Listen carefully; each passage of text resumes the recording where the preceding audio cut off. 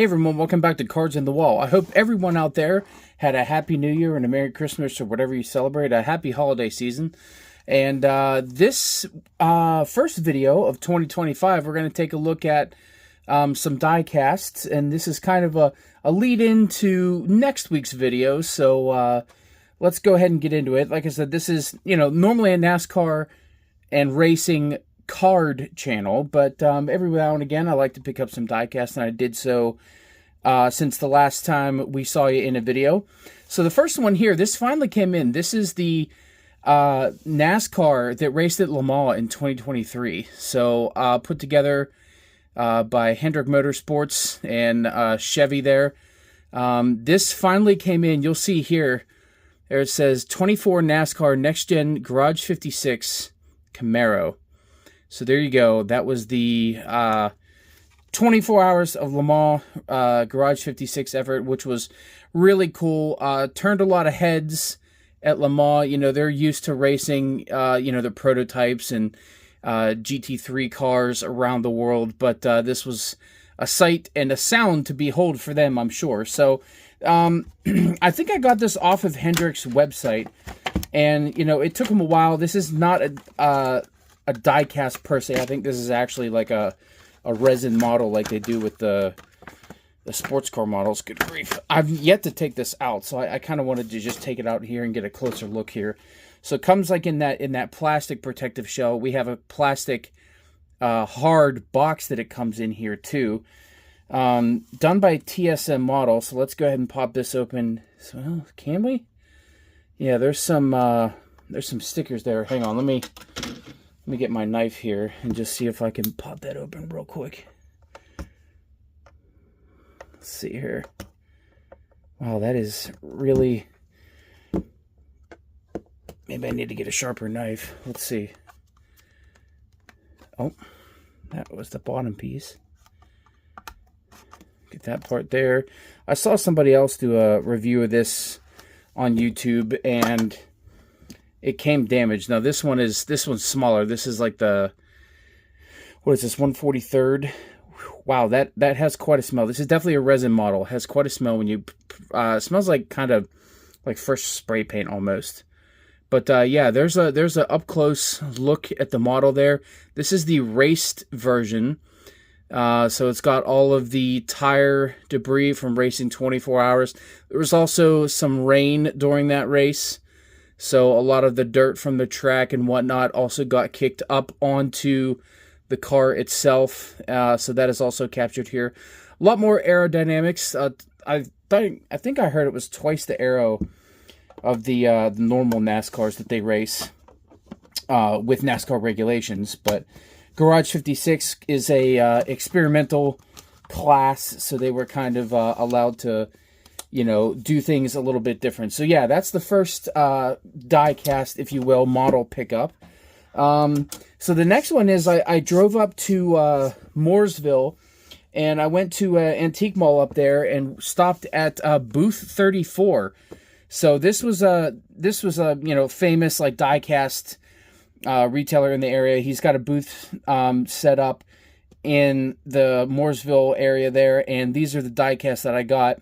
As a matter of fact, at the end of the video, I'll go ahead and show you some clips that I took, just a couple of short videos of that booth there. But this first one I picked up is a 1999 Larry Pearson Cheez-It car. I thought this was really cool. I remember this one. And also, I mean, the Cheez-It paint scheme, I kind of just got this one for the paint scheme alone. So thought this was a really cool one. So, $8. Maybe cheaper than you'd pay on eBay. So went ahead and picked this one up just because of that paint scheme alone. There was tons more cars there.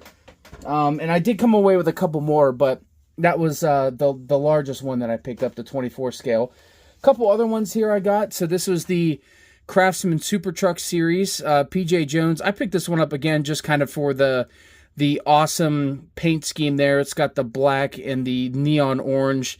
Also, the fact that it's Sears, and, Sears, Kmart, a lot of these other companies kind of aren't around or shortly aren't going to be around anymore. So, it's kind of cool to have something from a different era racing wise, but also, you know, culturally with, you know, old companies like that. So picked this one up this is from 1995 there, Racing Champions. Racing Champions was my favorite diecast back in the day.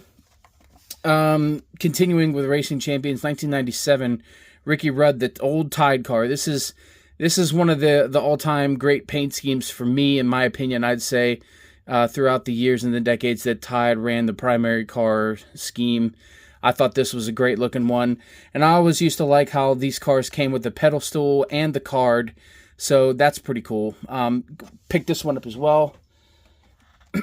And stock rods. I had a couple of these as a kid. This is obviously the McDonald's Bill Elliott truck. This is like a Super Duty, which is cool. I don't know if I've ever seen this one before. That's why I got this one. I know normally it's like old hot rods or like roadsters, you know, things to that effect. But I had never seen one as a dually pickup here, like the F350 or something. So I'd never seen that before. Apparently this is one of 19,998.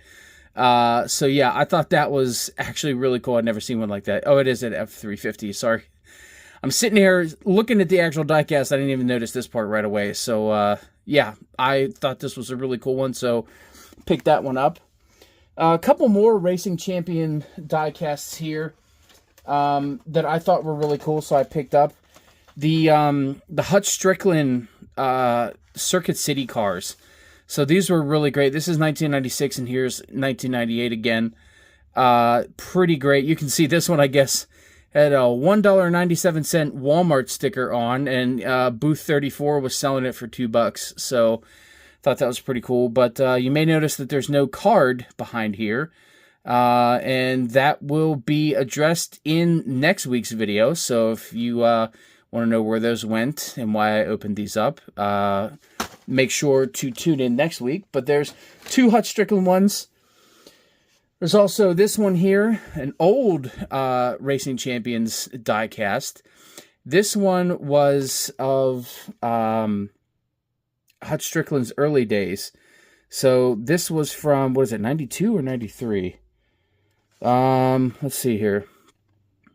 Looking for a year down here. 91, actually, yeah. So this was an old Hutch Strickland one here as well. Again, without the card. You'll see a trend with those three Hutch Strickland cars. Another one here without a card for a good reason was this Jimmy Means. So this is, you see they have his name up there because this was, you know, sponsored. I guess, you know, back then they didn't have the rights necessarily to go ahead and do that, but there you go. That's what it would have looked like with the, you know, little card back there, but obviously with Jimmy Means and not the King. So, yeah, we will address why there's no cards in here in next week's video, but this is the diecast only video for now. The last two that I picked up at booth 34, I'd never seen these before. So again, these are Racing Champions. There you go. And this is to the max. So they actually included max racing cards in with the diecast. So kind of a neat, you know, crossover, if you will. So we have Jeff Gordon here, and then we have Jeff Bodine on the right. And I thought these were great. They have a great, like, metallic, you know, finish to them. They look metal there. So it says, yeah, includes premium edition diecast stock car, exclusive Max Premier Plus Chromium card. So I thought this was a really cool thing. I had never seen these before, never heard of them. It's quite an upgrade over like the normal card stock that you would normally see in diecasts. So I thought these were really, really cool. And I got one up for Jeff Gordon because he was my favorite one. And this X-Side paint scheme is just is another great looker. So I picked that one up too. They had more on the pegs, but I figured I'd just get these two. Maybe in the future I'll go back and grab some more, but these were really cool. Never heard of them. What do you think if they brought something like back this today, you know, with the little, you know, the little modern day Lionel diecast like this one here, you know? What if they did something like that with the retail, what do they call this? Like the Racing Lionel line that they have for the retail. included in the bubble pack with a Donruss card, you know, like a Donruss Optic Chrome card. That would be really cool. There's a lot of strings and a lot of costs and everything. I don't know if it'd be worth it for them to do that anymore, but just a neat thought experiment. There's the back. You can see there's a checklist there. And down here, this was from 94, looks like. So yeah, that will do it for the diecast portion of the review. Like I was alluding to before, tune in next week to see where those cards went. I'll give you a hint. We may have gotten those and some other things autographed also in Mooresville. So thanks for watching this one, guys. Happy New Year, and I'll see you in the next one to talk about those autographs. See ya.